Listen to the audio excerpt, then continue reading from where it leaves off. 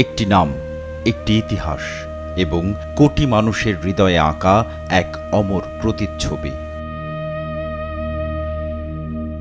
বেগম খালেদা জিয়া সংগ্রামের কঠিন অগ্নি পরীক্ষায় উত্তীর্ণ এক মহীয়সী নেত্রী। শহীদ রাষ্ট্রপতি জিয়াউর রহমানের প্রয়াণের পর জাতীয় চরম সংকটে কাঁধে তুলে নিয়েছিলেন দেশ ও দলের ঐতিহাসিক দায়। গৃহবধূ থেকে রাজপথের আপোষহীন নেত্রী হয়ে ওঠার সেই যাত্রা কেবল রাজনৈতিক পথ চলাই ছিল না, তা ছিল ত্যাগের এক অনন্য মহাকাব্য। ১৯৯১ সালে জনগণের বিপুল রায়ে দেশের প্রথম নারী প্রধানমন্ত্রী হিসেবে দায়িত্ব নিয়ে যিনি রচনা করেছিলেন এক নতুন রূপরেখা।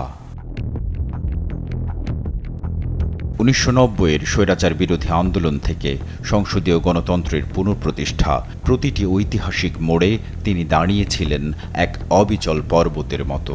শত প্রলোভন, রাজপথের রক্তচক্ষু, রাজনৈতিক ঝড়ঝাপটা কিংবা কারাবাসের কঠিন প্রকোষ্ঠ কোনো কিছুই স্তব্ধ করতে পারেনি তাঁর আপোষহীন মনোবলকে।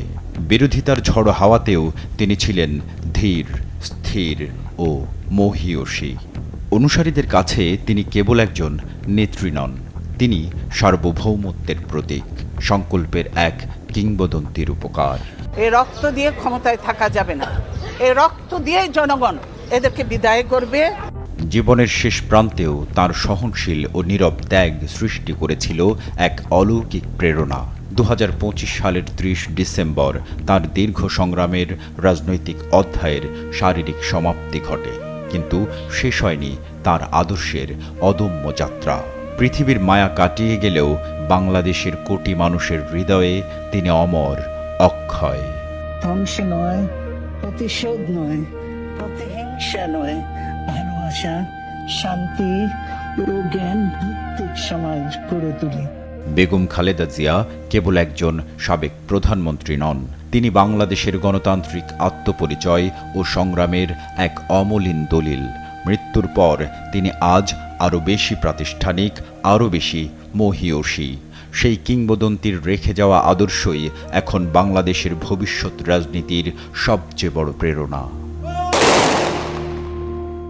তাফরিক সঞ্চয়, SA TV, ঢাকা।